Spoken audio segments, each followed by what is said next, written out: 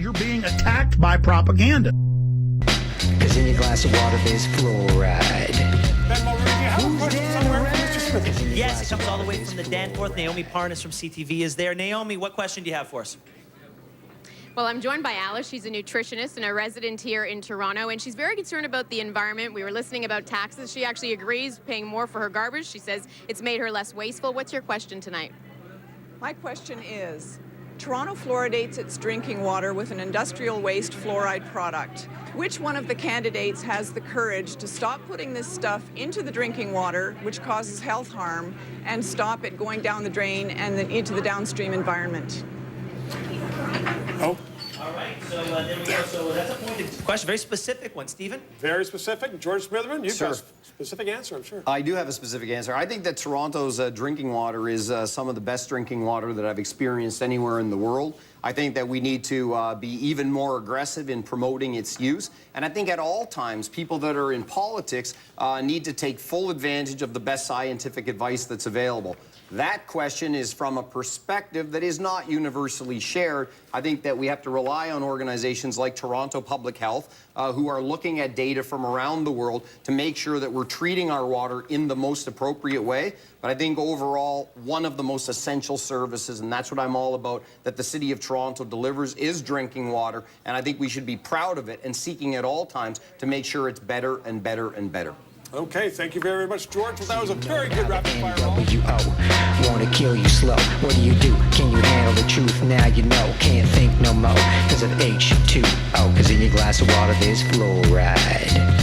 If the city council's views or your mayor's views don't reflect your own, then perhaps they shouldn't be representing you in our political system, and that's something that you should know. And plus, fluoride's bad for us. We should get out of our water supply.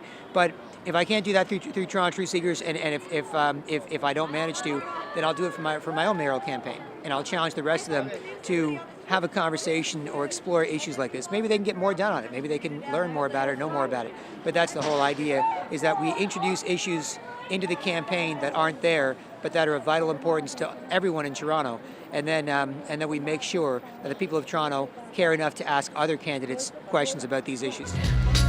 Toronto's water supply, and I just was wondering, with your background in science, I was wondering if there's something in Toronto's water supply that I think there's some other places in North America and Europe don't have it, and that's fluoride. Are you at all concerned with fluoride in the water supply? Is that an issue? I am finding more about fluoride than I ever wanted to know.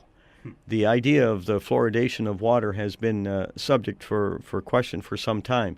The original idea was that it was going to help children's teeth, but I've been reading and finding out that there are some that it seems to cause cracking in teeth, and that's more predominant with cavities, because if you get a crack in the enamel surface of your teeth, then the bacteria can find a place to live, and they can start eating away and dissolving the enamel, and you end up with cavities. So there is a question about that. And there are states in the United States where they ban the use of fluoride, and they don't even allow it in products like toothpaste.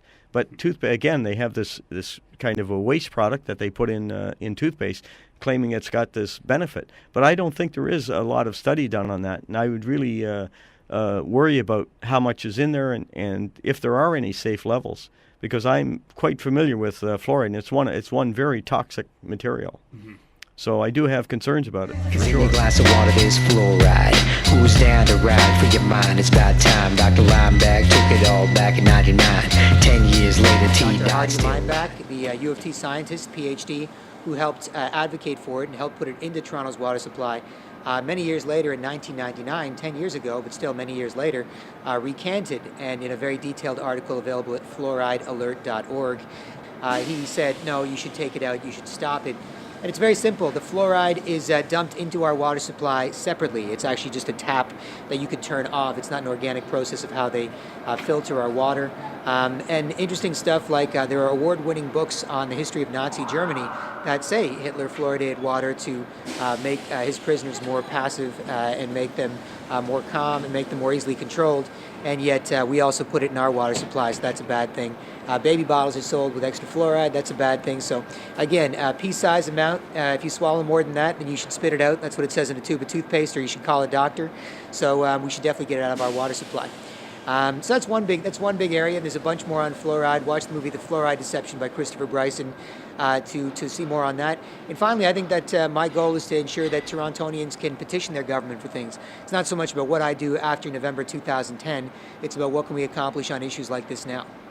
whatyouwanttoBelievein.com, my campaign website.